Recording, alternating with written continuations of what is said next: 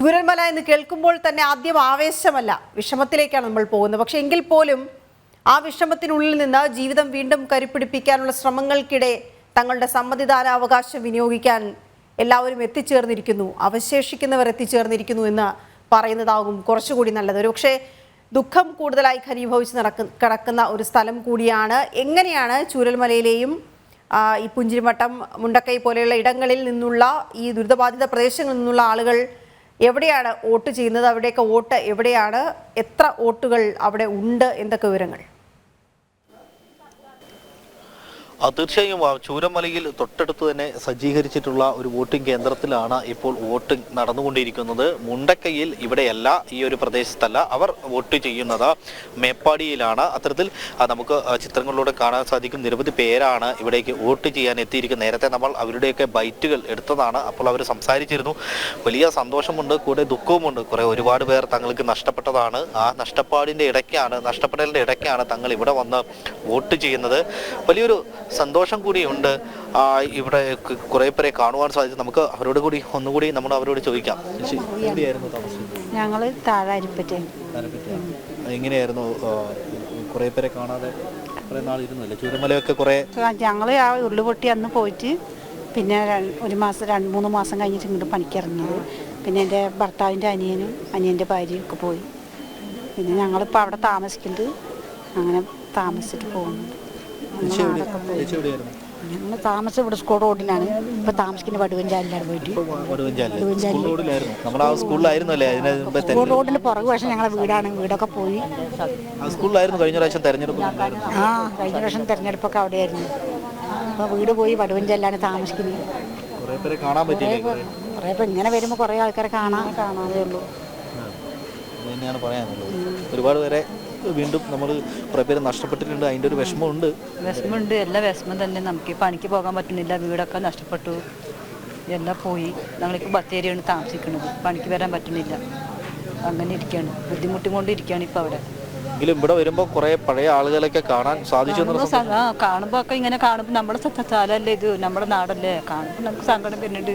നമ്മളൊക്കെ ഇവിടെ നിന്ന് നിന്നവരല്ലേ, നമുക്കെല്ലാം കാണുമ്പോൾ സങ്കടം വരുന്നുണ്ട്. ഇപ്പോൾ സങ്കടം തന്നെ, കണ്ണെത്താത്ത ദൂരത്താണ് ഇപ്പോൾ നമ്മളുള്ളത്. ഇനി എല്ലാം നഷ്ടപ്പെടുത്തിയിരിക്കുകയാണ് ഇപ്പോൾ അവിടെ പോയിട്ട്.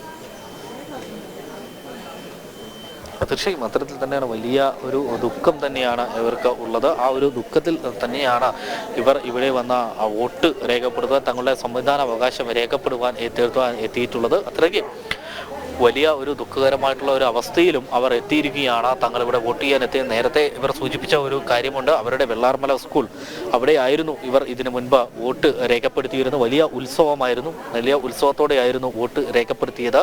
ആ ഒരു സാഹചര്യത്തിൽ നിന്ന് മാറിയാണ് ഇന്ന് ഈ ദുഃഖം തളം കെട്ടിക്കിടക്കുന്ന അവസ്ഥയിൽ വന്ന് വോട്ട് ചെയ്യേണ്ട അവസ്ഥ ഇവർക്ക് വന്നിട്ടുള്ളത്. പക്ഷേ ഇവിടെ നമ്മൾ ഒരു കാര്യം മനസ്സിലാക്കേണ്ടിയിരിക്കുന്നു. ദുരിതബാധിതരാണ്, പക്ഷെ ഇതുവരെയും അവരുടെ ദുരിതത്തിന് ഒരു അറുതിയില്ല എന്നുള്ളത് വേണം പറയാൻ. സർക്കാരിൻ്റെ ഭാഗത്തു നിന്നും യാതൊരു വിധത്തിലുള്ള സഹായവും ഇതുവരെയും ദുരിതബാധിതർക്ക് ലഭിക്കാത്തത് വലിയ രീതിയിലുള്ള ഒരു രോക്ഷത്തിന് ഇടയാക്കിയിരുന്നു, അല്ലെങ്കിൽ അത്തരത്തിലുള്ള വലിയ വിമർശനങ്ങൾക്ക് ഉളവാക്കിയിരുന്നു.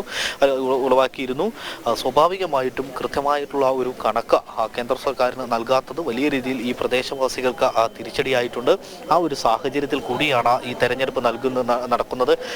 അങ്ങനെയെങ്കിൽ രാഹുൽ ഇതുവരെയും ഈ ഒരു ചൂരൽമല ദുരന്തം നടന്നപ്പോൾ ആദ്യം ഓടി എത്തേണ്ടിയിരുന്ന രാഹുൽ എത്താതിരുന്നത് ഇവർക്ക് വലിയ രീതിയിലുള്ള ഒരു വിഷമം അവർക്കുണ്ടായിരുന്നു. തങ്ങളുടെ ഒരു MP എന്ന് പറഞ്ഞുകൊണ്ട് ജയിപ്പിച്ചു വിട്ടിട്ടും എത്തിയില്ല എന്ന് പറയുന്ന വലിയൊരു ദുഃഖം അവർക്കുണ്ടായിരുന്നു. ആ ഒരു സാഹചര്യമൊക്കെ കഴിഞ്ഞതിന് ശേഷമാണ് ഇങ്ങനെ ഒരു ഉപതെരഞ്ഞെടുപ്പ് ഇവിടെ വരുന്നത്. വേണോ വേണ്ടയോ എന്നുള്ളതിലായിരുന്നു ഒരു സംശയം. അതായത് ഒരു അടിച്ചേൽപ്പിക്കപ്പെട്ട ഒരു തെരഞ്ഞെടുപ്പ്, ആ ഒരു തെരഞ്ഞെടുപ്പിലേക്കാണ് ജനങ്ങൾ ഒക്കെ ഇപ്പോൾ ഈ വോട്ട് ചെയ്യാൻ എത്തുന്നത്. ആ ഒരു സാഹചര്യത്തിൽ വലിയ രീതിയിലുള്ള ഒരു ആശങ്ക ആ UDF ക്യാമ്പിനെ സംബന്ധിച്ചിടത്തോളം ഉണ്ട്. അതായത് തങ്ങളുടെ രാഹുൽ കഴിഞ്ഞ തവണ ഈ മണ്ഡലം മാറി, അതായത് വയനാടും റായ്ബറേലിയും മത്സരിച്ച് അവസാനം റായ്ബറേലി തിരഞ്ഞെടുക്കുന്ന ഒരു സാഹചര്യം, അത് വലിയ രീതിയിലുള്ള ഒരു തിരിച്ചടിയാകുമെന്നുള്ള ഒരു സംശയം, അല്ലെങ്കിൽ അത്തരത്തിലുള്ള ഒരു ആശങ്ക UDF ക്യാമ്പിനെ സംബന്ധിച്ചിടത്തോളം ഉണ്ട്. LDFിനെ സംബന്ധിച്ചിടത്തോളം ഭരണവിരുദ്ധ വികാരം വലിയ രീതിയിൽ എഫക്റ്റ് ചെയ്യും, അല്ലെങ്കിൽ ഭരണവിരുദ്ധ വികാരം തങ്ങളെ ഈ ഒരു തെരഞ്ഞെടുപ്പിനെ സ്വാധീനിക്കാൻ സാധ്യതയുണ്ട് എന്നുള്ളതാണ് LDFിനെ സംബന്ധിച്ചിടത്തോളം വലിയ ആശങ്കയുള്ളത്. NDA പക്ഷേ വലിയ തികഞ്ഞ ആത്മവിശ്വാസത്തിലാണുള്ളത്. അതായത് തങ്ങൾക്ക് നിരവധി കാര്യങ്ങൾ വയനാടിനെ സംബന്ധിച്ചിടത്തോളം വികസന മുരടിപ്പുകളുണ്ട്, അവയെല്ലാം തങ്ങൾക്ക് ചെയ്യാൻ കഴിയുമെന്നുള്ള ഒരു വിശ്വാസമാണ് ഇത്തരത്തിൽ NDAക്കുള്ളത്. ഈ ഒരു സാഹചര്യത്തിൽ ഒരു കേന്ദ്രമന്ത്രി ആവുക, ഒരു കേന്ദ്രമന്ത്രിയാണ് വയനാടിന് വേണ്ടത്. അത് തന്നെയാണ് കഴിഞ്ഞ ദിവസവും സുരേഷ് ഗോപി അടക്കമുള്ള നേതാക്കൾ എത്തി പറയുന്ന ഒരു സാഹചര്യം ഉണ്ടായത്. അതായത് ഇവിടെ വേണ്ടത് ഒരു കേന്ദ്രമന്ത്രിയാണ്, അങ്ങനെയെങ്കിൽ NDA സ്ഥാനാർത്ഥിയെ വിജയിപ്പിക്കും, നവ്യ ഹരിദാസിനെ വിജയിപ്പിക്കും, ഞാൻ നിങ്ങൾക്ക് ഒരു MPയെ തരാം, അല്ലെങ്കിൽ ഒരു മന്ത്രിയെ തരാം, കേന്ദ്രമന്ത്രിയെ തന്നെ തരാം എന്നുള്ളതാണ് സുരേഷ് ഗോപി കഴിഞ്ഞ ദിവസം വന്ന് പറയുന്ന ഒരു സാഹചര്യം ഉണ്ടായത്. അത്തരത്തിൽ വലിയ രീതിയിലുള്ള ഒരു പ്രതീക്ഷ NDA മുന്നോട്ട് വെക്കുന്നു.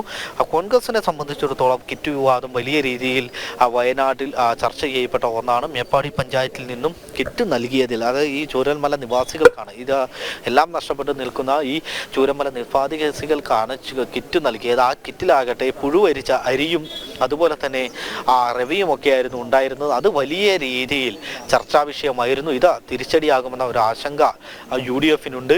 മാത്രമല്ല LDFിനും അത്തരത്തിലുള്ള ഒരു ആശങ്ക നിലനിൽക്കുകയാണ്. അതായത് LDFും UDFും ഒരു മുന്നണിയായി പ്രവർത്തിക്കുകയാണ് എന്നുള്ളതാണ് NDAയുടെ ഒരു വിമർശനം.